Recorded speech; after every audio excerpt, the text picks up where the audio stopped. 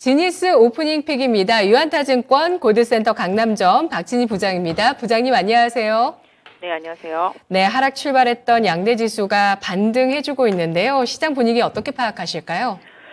네, 오늘 장 초반부터 종목별 변동성이 좀 큰 모습입니다. 크레딧 스위스 관련해서는 UBS 인수 때문에 좀 시장이 좀 다소 안정세를 좀 찾아가는 모습 보실 수가 있겠습니다. 장 초반에 에코프로 좀 매물 때문에 2차 전지 섹터주들이 전반적으로 좀 매물을 막고 있습니다만은 낙폭을 다소 좀 줄이는 모습이 진행이 되고 있는 상황입니다. 전반적으로 반도체 섹터와 인공지능 칩 이런 쪽들이랑 자율차 칩 이런 쪽들 강세 보여주고 있고요. 오늘 인공위성 쪽들도 상당히 좀 강한 모습 보실 수가 있겠습니다. 인텔리안 테크랑 AP 위성 정도 급등하는 모습 보실 수가 있겠고요. 전반적으로 바이오 섹터주들도 강세 흐름 이어가고 있습니다. 셀트리온 강세 흐름 계속 이어지면서 바이오 섹터주들도 바닥에서 좀 올라오는 모습이고요. 실적이 겸비된 기업들 중심으로 좀 강세 보여주고 있습니다. 오늘도 케어된 강세 좀 이어지는 모습이네요.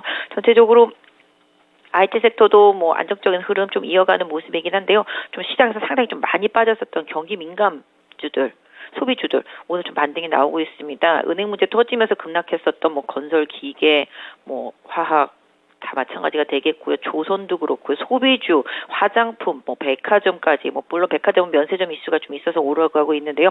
그동안 망가졌었던 경기 민감 소비 섹터주들 전체적으로 화학주들과 함께 좀 반등 흐름 나타나고 있습니다. 오늘 대한유와 금호석유 상당히 좀 강세 보여주고 있는 모습 보실 수가 있겠습니다. 일단 은행 이슈로 인해서 경기에 대한 우려감이 급락으로 만들었었던 해당 섹터주들이 좀 약했던 부분이 오늘 좀 반등이 나타나고 있는 모습이고요.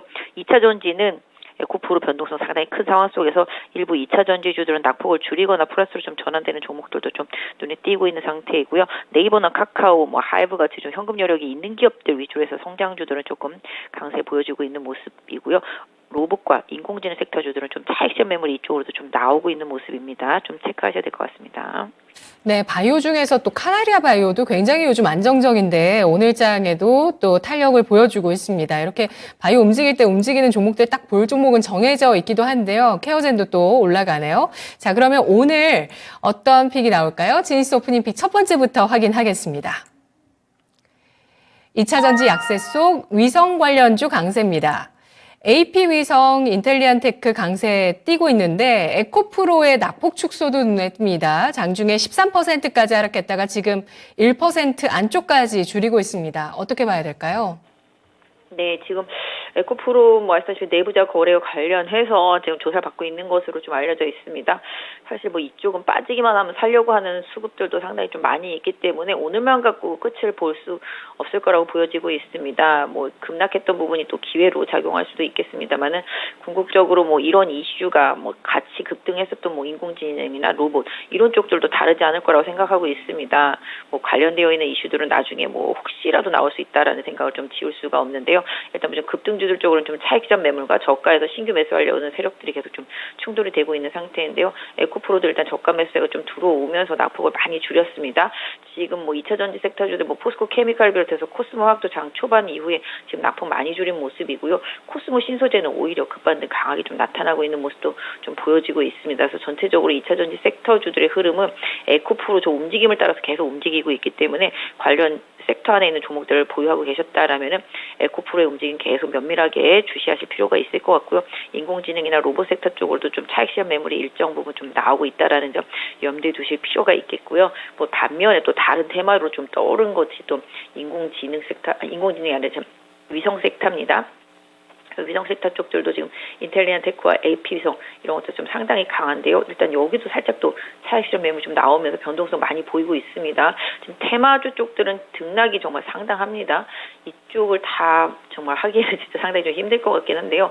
아무튼 지금 AP 위성이라든지 지금 파이버 프로, 세원 ENC 등 해서 퍼스텍도 마찬가지가 됐고요. 전체적으로 그건 우주 항공 쪽과 관련되어 있는 인공위성과 관련되어 있는 이런 쪽들 쪽에 흐름이 좀 강합니다. 그래서 테마주들 성격이 큰 종목들은 다른 한쪽 테마가 다시 살아나면 죽고 이쪽 테마가 올라오면은 또 이쪽은 또 살아나고 이런 식 이쪽이 빠지고 반등하고 이쪽이 오르고 또 반락하고 이런 식이 계속 이어지고 있기 때문에 이런 부분들 좀 잘 챙겨서 대응하시는 게 좋겠는데요.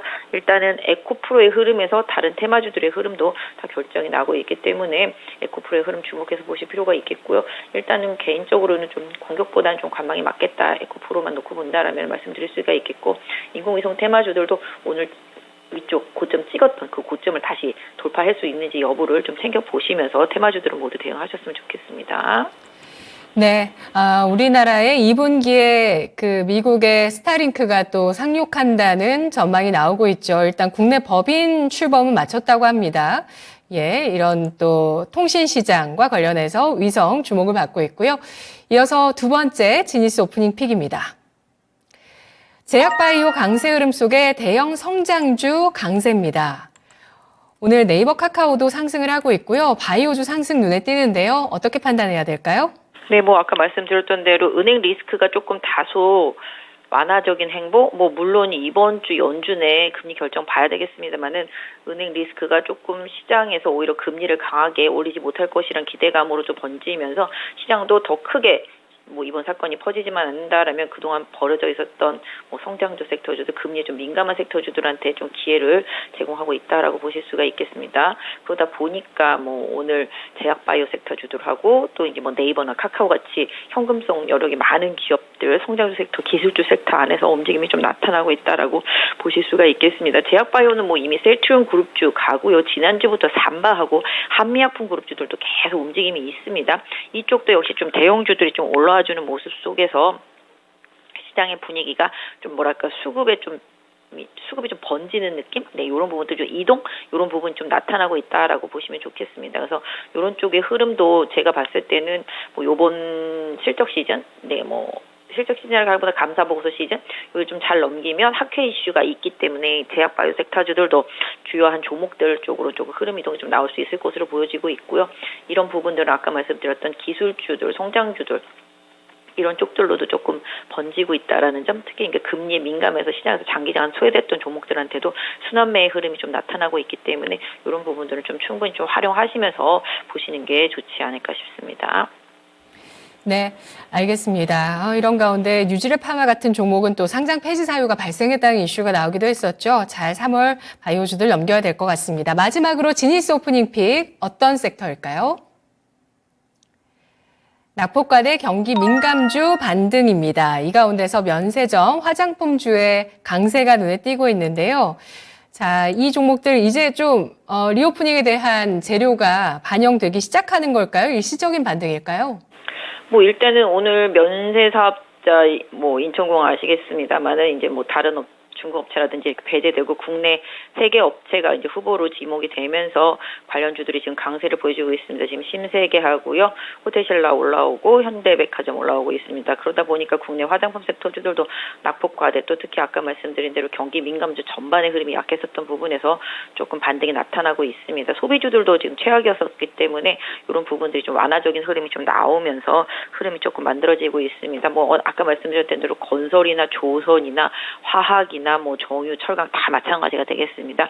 일정 부분 은행권의 안정, 그다음에 또 금리에 대한 안정, 이런 부분에 대한 기대감이 있습니다. 아까 말씀 주신 대로 일시적일 수는 있겠습니다만은 기본적으로 최악에서 조금 벗어나는 흐름에 대한 기대치, 이런 부분들이 조금 다소 올라오고 있다라는 것이죠. 그래서 연준의 이번 주 회의가 관건이겠습니다만은 금리의 급격한 변동성, 이런 부분들이 상방향 쪽으로만 나타나지 않는다라면은 망가져 있었던 이런 소비 섹터주들도 사실 뭐 지표 나온 것들, 뭐 미국의 뭐 소비 심리라든지 국내 뭐 경제 성장률이라든지 여러 가지 부분에 있어서 보면 상당히 좀 부진합니다만은 이 부분이 오히려 바닥에 대한 징후로 좀 시장에서 좀 받아들여지고 있다라는 점도 염두에 두시겠는데요. 지금은 좀 어느 정도 낙폭과대주들에 대한 빠른 순환매, 이런 흐름이라고 봐주시면 좋겠죠. 화학주들도 최근에 이렇게 빠질 일은 아니었었는데 좀 너무 많이 빠졌었고요. 그죠? 정유주도 마찬가지, 조선주도 마찬가지, 뭐 철강주 다 마찬가지가 되겠습니다. 건설주들도 마찬가지가 되겠고요.